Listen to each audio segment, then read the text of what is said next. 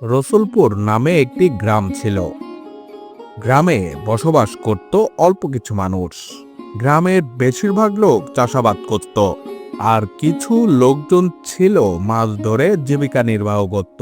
গ্রামে হারুন নামে একটি জেলে ছিল।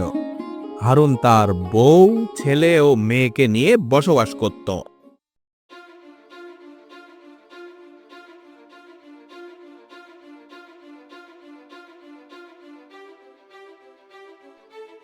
কি গো, অনেক বেলা হয়ে গেল। ঘুম থেকে ওঠো। তুমি কি আজকে মাছ ধরতে যাবে না? গিন্নি, কাল থেকে শরীরটা খুব বেশি ভালো না। শরীরের মধ্যে ম্যাচ ম্যাচ করছে। কি বলো গো, শরীর কি তোমার বেশি খারাপ? না গো, শরীর অতটাও খারাপ না।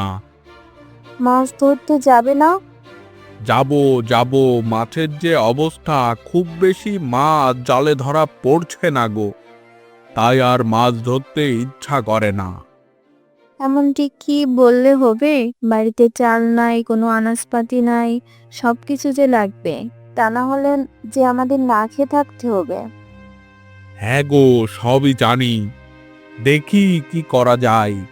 তুমি এক কাজ করো, আমার জালটা একটু নিয়ে আসো তো, দেখি উপরওয়ালা কি করে। হ্যাঁ, উপরওয়ালার উপর ভরসা করে দেখবা, ভালো কিছুই হবে। ভালো কিছু হবে যে গিন্নি, জালটাও যে ছেঁড়া। জালটা ভালো থাকলেও একটা কথা ছিল, জালটা যে সারাবো সেই পয়সাটাও যে নেই কাছে।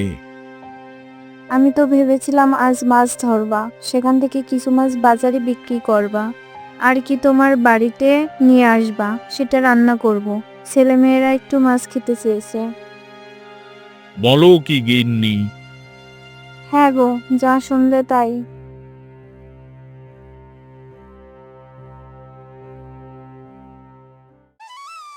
আমার মিনা রাজুকে দেখছি না যে। তাতে আছে হয়তোবা আশেপাশেই। ঠিক আছে, আমি তাহলে বের হলাম।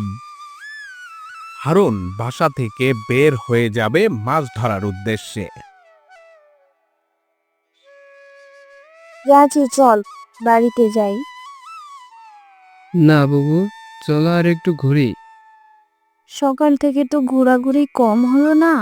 চল এখন বাড়িতে যাই, বাড়িতে না গেলে মা রাগ করবে।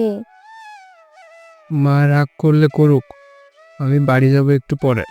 একটা কথা বলি তোমাকে। হ্যাঁ, অবশ্যই বল।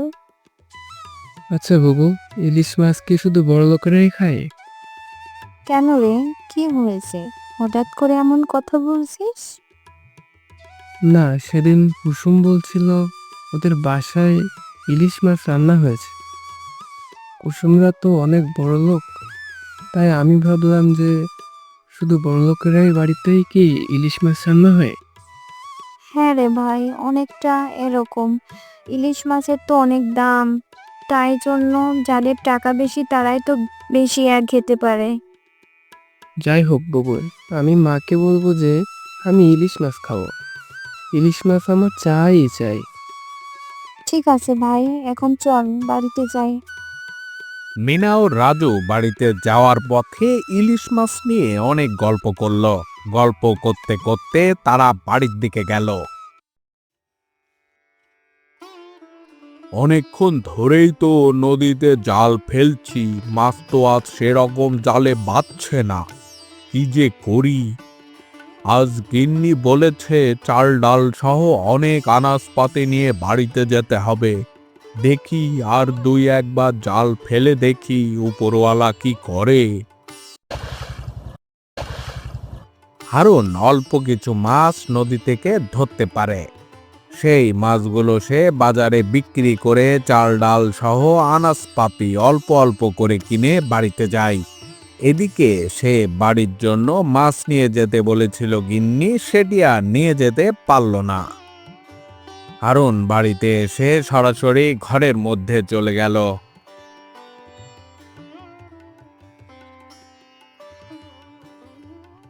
কি গো, কখন এসেছো তুমি? এই তো গিন্নি, এসেছি কিছুক্ষণই আগে। এখানে তোমার কিছু আনাজপাতি রাখা আছে।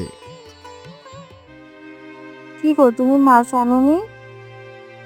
না গিন্নি, আজ খুব বেশি মাছ ধরতে পারিনি।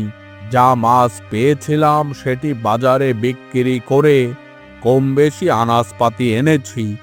যদি মাছ বাড়িতে নিয়ে আসতে হতো তাহলে আর আনাজপাতি নিয়ে আসতে পারতাম না গো।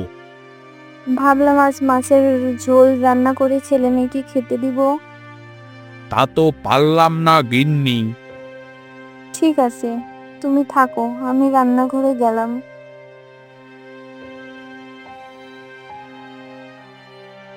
তখনই বাড়িতে মিনা ও রাজু এলো। কি রান্না করছো? ডাল রান্না করছি রে বাবা। আমি ভাবলাম আজ তোমাকে ইলিশ মাছ রান্না করতে বলবো। অন্য মাছ তোদেরকে খেতে দিতে পারি না, আর ইলিশ মাছ? না মা, আমার ইলিশ মাছ চাই চাই। তোদেরকে অন্য মাছই খেতে দিতে পারি না, আর ইলিশ মাছ আমি তোদেরকে কি করে খাওয়াবো? ঠিক আছে না।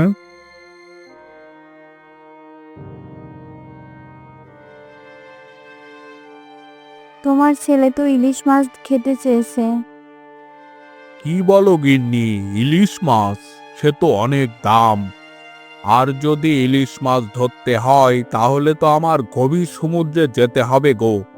চারিদিকে তো প্রচুর বৃষ্টি হচ্ছে, কিভাবে যে যাই গভীর সমুদ্রে কিছুই বুঝে পাচ্ছি না। দেখো, যা করলে ভালো হয় সেটি করো। পরের দিন সকালে হারুন ইলিশ মাছ ধরার উদ্দেশ্যে গভীর সমুদ্রে রওনা দেয়।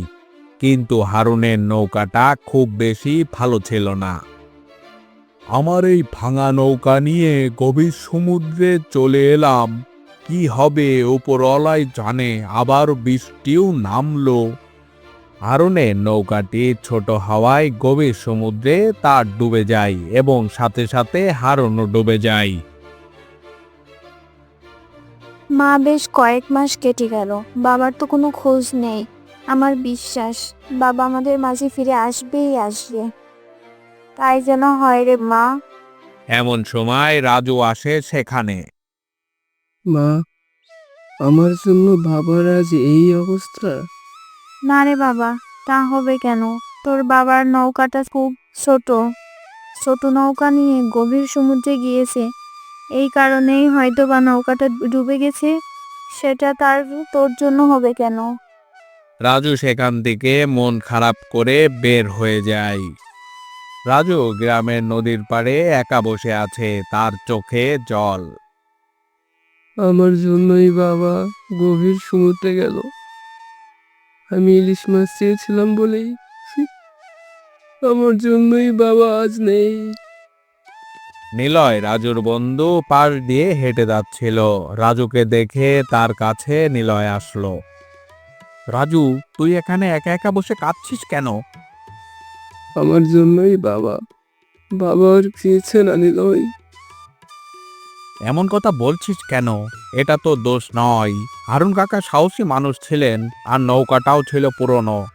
মা, লিপি, কাকিমাও এটাই বলেছিলেন। কিন্তু আমি না চাইলে বাবা যেত না।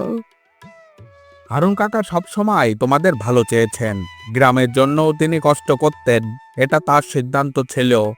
তুই নিজেকে কষ্ট দিস না বন্ধু। কয়েকদিন পর লিপি ও মিনা রান্নাঘরের বাইরে বসে কথা বলছেন। আকাশে মেঘ জমেছে। মা, এই বৃষ্টি নামলে কেমন একটা মন খারাপ হয়ে যায়, বাবার কথা খুব মনে পড়ে।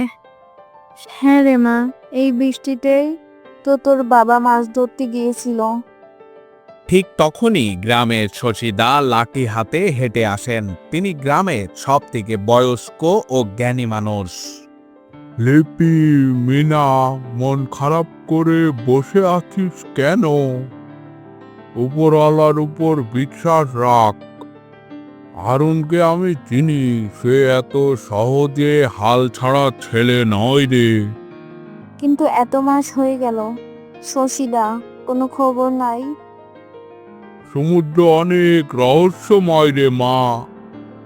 হয়তো সে কোনো দ্বীপে আশ্রয় নিয়েছে।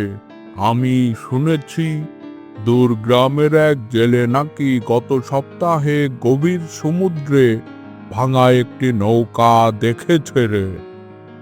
সেটি হারুনের নৌকার মতোই দেখতে ছিল রে। সে নাকি একটা লোককে ঢেউয়ের সাথে লড়তেও দেখেছে।